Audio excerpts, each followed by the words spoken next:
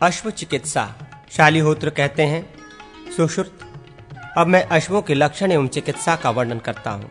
जो अश्व हीन दंत, विषम दंत युक्त या बिना दांत का, कराली, 2 से अधिक दंत पंक्तियों से युक्त, कृष्ण तालु, कृष्ण वर्ण की जिह्वा से युक्त, युग्मज, जुड़वा पैदा जन्म से ही, बिना अंडकोश का, 2 खुरों वाला, श्रृंग युक्त, 3 रंगों वाला, व्याघ्रवर्ण, गदर्भवर्ण, भस्मवर्ण, सुवर्ण या अग्निवर्ण, ऊंचे ककुद वाला, श्वेत कुष्ठग्रस्त, कौवे जिस पर आक्रमण करते हों, जो खरसार अथवा वानर के समान नेत्रों वाला हो, या जिसके अयाल, गुहांग तथा नथुने कृष्णवर्ण के हों, यव के तुंड के समान कठोर केश हो, जो तीतर के समान रंग वाला हो, विषमांग हो, श्वेत चरण वाला हो तथा जो ध्रुव स्थिर आवर्तों से रहित हो तथा अशुभ आवर्तों से युक्त हो, ऐसे अश्व का परित्याग करना चाहिए।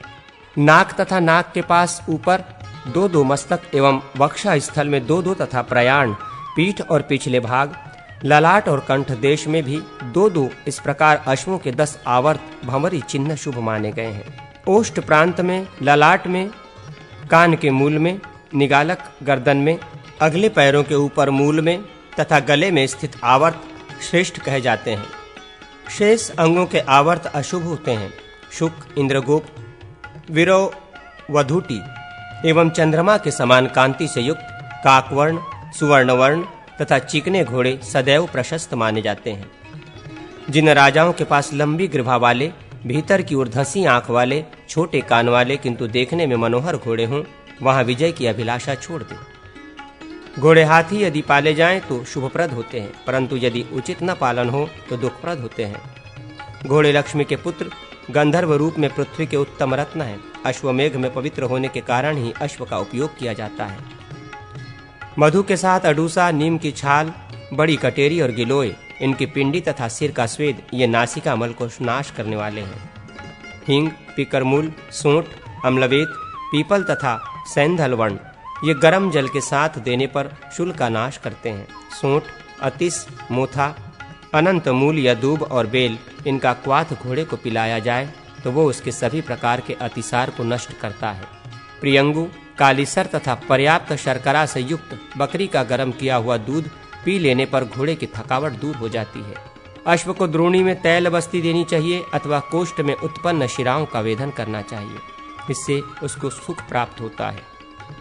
अनार के छाल, त्रिफला, त्रिकटु तथा गुड़, इनको सम मात्रा में ग्रहण करके इनका पिंड बनाकर घोड़े को दें। ये अश्वों की कृष्णता को दूर करने वाला है। घोड़ा प्रियंगु, लोध तथा मधु के साथ अडूसे के रस या पंचकोलादि पीपल, पीपला मूल, चव्य, चीता तथा सोंठ युक्त दुग्ध का पान करे तो वो कास रोग से मुक्त हो जाता है। प्रस्कंध, छलांग आदि दौड़ से हुए सभी प्रकार के कष्ट में पहले शोधन श्रेयकर होता है।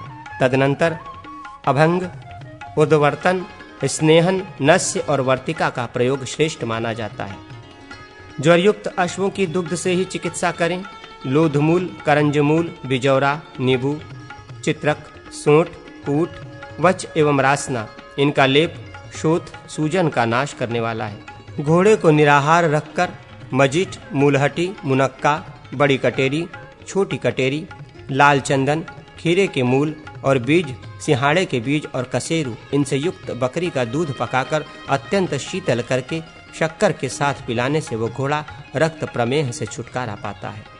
मन्या, टुड्डी तथा ग्रीवा के शिराओं के शोथ तथा गलग्रह रोग में उन स्थानों पर कटु तेल का अभ्यंग प्रशस्त है। गलग्रह रोग तथा शोथ प्रायः गलदेश में ही होते हैं। चिरचिरा, चित्रक, सैंधव तथा सुगंध घास का रस, पीपल और हिंग के साथ इसका नस्य देने से अश्व कभी विषाद युक्त नहीं होता। हल्दी, दारू हल्दी, मालकांगनी, पाठा, पीपल, कूट, बच तथा मधु, इनका गुड़ एवं गोमूत्र के साथ जिह्वा पर लेप जिह्वा स्तंभ में हितकर है। तिल, मुलहटी, हल्दी और नीम के पत्तों से निर्मित पिंडी मधु के साथ प्रयोग करने पर, व्रण का शोधन और धृत के साथ प्रयुक्त होने पर घाव को भरती है। जो घोड़े अधिक चोट के कारण तीव्र वेदना से युक्त होकर लंगड़ाने लगते हैं, उनके लिए तैल से परिवेश क्रिया शीघ्र ही रोग नाश करने वाली होती है। वात, पित्त, कफ दोषों के द्वारा अथवा क्रोध के कारण चोट पा जाने से पके फूटे स्थानों के व्रण के लिए ये क्रम है। पीपल, गूलर, पाकर, मूलहटी, बट और बेल, इनका अत्यधिक जल में सिद्ध क्वाथ थोड़ा गर्म हो तो ये व्रण का शोधन करने वाला है। सौंफ, सोंठ, रासना, मजीठ, कूट, सैंधव, देवदारू, वच, हल्दी, दारू हल्दी, रक्तचंदन, इनका स्नेह क्वाथ करके गिलोय के जल के साथ या दूध के साथ उद्दर्तन बस्ती अथवा नस्य रूप में प्रयोग सभी लिंगित दोषों में करना चाहिए। नेत्र रोग युक्त अश्व के नेत्रांत में जोंक द्वारा अभिस्त्रावण कराना चाहिए। खैर, गूलर और पीपल की छाल के क्वाथ से नेत्रों का शोधन होता है। युक्तावलंबी अश्व के लिए आंवला, जवासा, पाठा, प्रियंगु, कुमकुम और गिलोय, इनका संभाग ग्रहण करके निर्मित किया हुआ कल्क हितकर है। कर्ण संबंधी दोष में एवं उपद्रव में, शील अनियमित वृत्ति में, शुष्क शेप में, लिंग सूखने की दशा में तथा शीघ्र हानि करने वाले दोष में तत्काल वेधन करना चाहिए। गाय का गोबर, मजीठ, कूट, हल्दी, तिल और सरसों, इनको गोमूत्र में पीसकर मर्दन करने से खुजली का नाश होता है। शाल की छाल का क्वाथ शीतल हो जाने पर मधु और शर्करा सहित नासिका में डालने से एवं उसी प्रकार पिलाने से घोड़े का रक्त पित्त नष्ट होता है। घोड़े को सातवें दिन नमक देना चाहिए। अश्वों के अधिक भोजन हो जाने पर वारुणी, मदिरा, शरद ऋतु में जीवयनी गण के द्रव्य, जीवक, ऋषभक, मेदा, महामेदा, काकोली, शिर काकोली, मुदकपर्णी, वनमूंग, माशपर्णी, वनुरद, जीवंती तथा मूलहटी, मधु, दाख, शक्कर, पिपली और पद्माक सहित प्रतिपान में देना चाहिए। हेमंत ऋतु में अश्वों को बायवेडिंग, पीपल, धनिया, सौंफ, लोध, सैंधवलवर्ण और चित्रक से समन्वित प्रतिपान देना चाहिए। वसंत ऋतु में लोध, प्रियंग, मोथा, पीपल, सूंठ और मधु से युक्त प्रतिपान कफनाशक माना गया है। ग्रीष्म ऋतु में प्रतिपान के लिए प्रियंगु, पीपल, लोध, मुलहटी, सूंठ और गुड़ के सहित मदिरा दें। वर्षा ऋतु में अश्वों के लिए प्रतिपान तैल, लोध, लवण, पीपल और सूंठ से समन्वित होना चाहिए। ग्रीष्म ऋतु में बढ़े हुए पित्त के प्रकोप से पीड़ित शरत काल में रक्त धनत्व से युक्त अश्व को एक प्रावट, वर्षा के प्रारंभ में जिन घोड़ों का गोबर फूट गया है उन्हें धृत पिलाना चाहिए। कफ एवं वात की अधिकता होने पर अश्वों को तैलपान कराना चाहिए। जिनके शरीर में स्नेह तत्व के प्राबल्य से कोई कष्ट उत्पन्न हो उनका रोक्षण कराना चाहिए। मट्ठा के साथ भोजन तथा 3 दिन तक यवागु पिलाने से अश्वों का रोक्षण होता है। अश्वों के बस्ती कर्म के लिए शरद ग्रीष्म में धृत, हेमंत वसंत में तेल तथा वर्षा एवं शिशिर ऋतुओं में धृत तैल दोनों का प्रयोग करना चाहिए। जिन घोड़ों को स्नेह, तैल, धृतादि पान कराया गया है उनके लिए गुरु, भारी या अभिसंधि, कफकारक भोजन, भात आदि व्यायाम, स्नान, धूप तथा वायु रहित स्थान वर्जित है। वर्षा ऋतु में घोड़े को दिन में 1 बार स्नान और पान कराएं, किंतु घोर दुर्दिन के समय केवल पान ही प्रशस्त है। समशीतोष्ण ऋतु में 2 बार और 1 बार स्नान विहित है। ग्रीष्म ऋतु में 3 बार स्नान और प्रतिपान उचित होता है। पूर्ण जल में बहुत देर तक स्नान कराना चाहिए। घोड़े को प्रतिदिन 4 आढ़क भूसा से रहित जौ खिलावें। उसको चना, धान, मूंग या मटर भी खाने को दें। अश्व को 1 दिन रात में 5 सेर दूब खिलावें। सूखी दूब होने पर 8 सेर अथवा भूसा हो तो 4 सेर देना चाहिए। दुर्वा पित्त का, जौ कास का, भूसी कफाधिक्य का, अर्जुन श्वास का एवं मानकंद बलशय का नाश करता है। दुर्वा भोजी अश्व को कफज, वातज, पित्तज और सन्निपातज रोग पीड़ित नहीं कर सकते। दुष्ट घोड़ों के आगे पीछे दोनों ओर 2 रजुबंधन करने चाहिए। गर्दन में भी बंधन करना चाहिए। घोड़े आस्तरण युक्त और धूपित स्थान में बसाने चाहिए जहाँ की उपाय पूर्वक घासें रखी हों। वो अश्वशाला प्रदीप से आलोकित तथा सुरक्षित होनी चाहिए। घुड़साल में मयूर, अज, वानर और मृगों को रखना चाहिए। अश्व शांति। शालिहोत्र कहते हैं, सुश्रुत, अब मैं घोड़ों के रोगों का मर्दन करने वाली अश्व शांति का वर्णन करूंगा, जो नित्य, नैमित्तिक और काम्य के भेद से 3 प्रकार की मानी गई है। इसे सुनो। किसी शुभ दिन को श्रीधर, विष्णु, श्री लक्ष्मी तथा उच्चैश्रवा के पुत्र हैराज की पूजा करके सविता देवता संबंधी मंत्रों का घी का हवन करें। तदनंतर ब्राह्मणों को दक्षिणा दें। इससे अश्वों की वृद्धि होती है। शुभ दिन से आरंभ करके इस कर्म को प्रतिदिन चालू रखा जाए तो ये नित्य अश्व शांति है।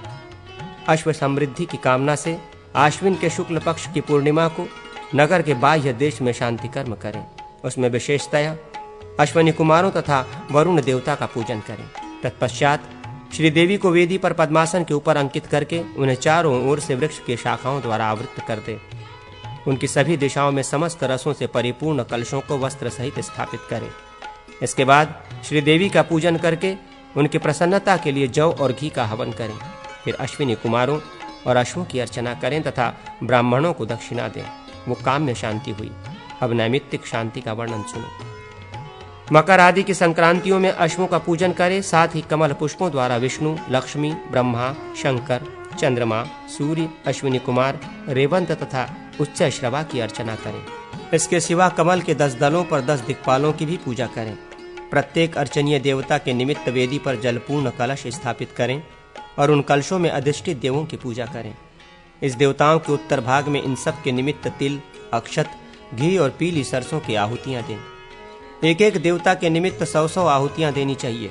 अश्व संबंधी रोगों के निवारण के लिए उपवास पूर्वक ये शांति कर्म करना उचित है। गज शांति।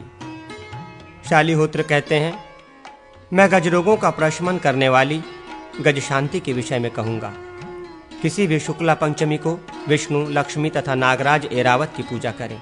फिर ब्रह्मा, शिव, विष्णु, इंद्र, कुबेर, यमराज, चंद्रमा, सूर्य, वरुण, वायु, अग्नि, पृथ्वी, आकाश, शेषनाग, पर्वत, विरूपाक्ष, महापद्म, भद्र, सुमनस और देव जातीय 8 हाथियों का पूजन करें।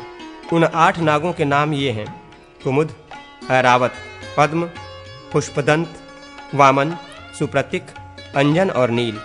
तत्पश्चात होम करें और दक्षिणा दें। शांति कलश के जल से हाथियों का अभिषेक किया जाए तो वे वृद्धि को प्राप्त होते हैं। वो नित्य विधि है। अब नैमित्तिक शांति कर्म के विषय में सुनो। मकर आदि की संक्रांतियों में हाथियों का नगर के बहिर्भाग में ईशान कोण में पूजन करें। वेदी या पद्मासन पर अष्ट कमल दल का निर्माण करके उसमें केसर के स्थान पर श्री विष्णु और श्री लक्ष्मी की अर्चना करें। तदनंतर अष्ट दलों में क्रमशः ब्रह्मा, सूर्य, पृथ्वी, स्कंद, अनंत, आकाश, शिव तथा चंद्रमा की पूजा करें। उन्हें 8 दलों में पूर्वादि के क्रम से इंद्रादि दिक्पालों का भी पूजन करें। देवताओं के साथ कमल दलों में उनके व्रज, शक्ति, दंड, तोमर, पाश, गदा, शूल और पद्म आदि अस्त्रों की अर्चना करनी चाहिए। दलों के बाह्य भाग में चक्र में सूर्य और अश्विनी कुमारों की पूजा करें। अष्टौ वसुओं एवं साध्य देवों का दक्षिण भाग में तथा भार्गवांगिरस देवताओं का नैऋत्य कोण में यजन करें। वायव्य कोण में मरुद गणों का, दक्षिण भाग में विश्वदेवों का एवं रौद्र मंडल ईशान में रुद्रों का पूजन करना चाहिए। वृत्त रेखा के द्वारा निर्मित अष्टदल कमल के बहिर्भाग में सरस्वती, सूत्रकार और देवर्षियों की अर्चना करें। पूर्व भाग में नदी, पर्वतों एवं ईशान आदि कोणों में महाभूतों की पूजा करें। तदनंतर पद्म, चक्र, गदा तथा शंख से सुशोभित चतुष्कोण एवं चतुर्द्वार युक्त भूपूर्व मंडल का निर्माण करके आग्नेय आदि कोणों में कलशों की भी स्थापना करें तथा चारों ओर पताकाओं और तोरणों का निवेश करें। सभी द्वारों पर ऐरावत आदि नागराजों का पूजन करें। पूर्वादि दिशाओं में समस्त देवताओं के लिए पृथक पृथक सर्वाशुद्धि युक्त पात्र रखें। हाथियों का पूजन करके उनकी परिक्रमा करें। सभी देवताओं के उपदेश से पृथक पृथक 100 आहुतियां प्रदान करें। तदनंतर नागराज, अग्नि और देवताओं को साथ लेकर बाजे बजाते हुए अपने घरों को लौटना चाहिए। ब्राह्मणों एवं गज चिकित्सक आदि को दक्षिणा देनी चाहिए। तत्पश्चात कालज्ञ विद्वान गजराज पर आरूढ़ होकर उसके कान में निम्नांकित मंत्र कहे। उस नागराज की मृत्यु को प्राप्त होने पर शांति करके दूसरे हाथी के कान में मंत्र का जप करे।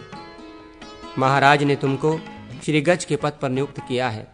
अब से तुम इस राजा के लिए गजाग्रणी, गजों के अगुवा हो। ये नरेश आज से गंध, माल्य एवं उत्तम अक्षतों द्वारा तुम्हारा पूजन करेंगे। उनकी आज्ञा से प्रजाजन भी सदा तुम्हारा अर्चन करेंगे। तुमको युद्ध भूमि, मार्ग एवं ग्रह में महाराज की सदा रक्षा करनी चाहिए। नागराज, तिर्यक भाव, टेढ़ापन को छोड़कर अपने दिव्य भाव का स्मरण करो। पूर्व काल में देवासुर संग्राम में देवताओं ने ऐरावत पुत्र श्रीमान अरिष्ट नाग को श्री गज का पद प्रदान किया था। श्री गज का वो संपूर्ण तेज तुम्हारे शरीर में प्रतिष्ठित है। नागेंद्र, तुम्हारा कल्याण हो, तुम्हारा अंतर्निहित दिव्य भाव संपन्न तेज उद्बुद्ध हो उठे। तुम रणांगण में राजा की रक्षा करो। राजा पूर्वोक्त अभिषक्त गजराज पर शुभ मुहूर्त में आरोहण करे। शस्त्रधारी श्रेष्ठ वीर उसका अनुगमन करें। राजा हस्तिशाला में भूमि पर अंकित कमल के बहिर्भाग में दिक्पालों का पूजन करें। केसर के स्थान पर महाबली नागराज, भूदेवी और सरस्वती का यजन करें। मध्य भाग में गंध, पुष्प और चंदन से डिग्गिम की पूजा एवं हवन करके ब्राह्मणों को रसपूर्ण कलश प्रदान करें। पुनः गजाध्यक्ष, गजरक्षक और ज्योतिषी का सत्कार करें। तदनंतर डिडिम गजाध्यक्ष को प्रदान करें, वो भी इसको बजावे। गजाध्यक्ष नागराज के जघन प्रदेश पर आरूढ़ होकर शुभ एवं गंभीर स्वर में डिंडिम वादन करे।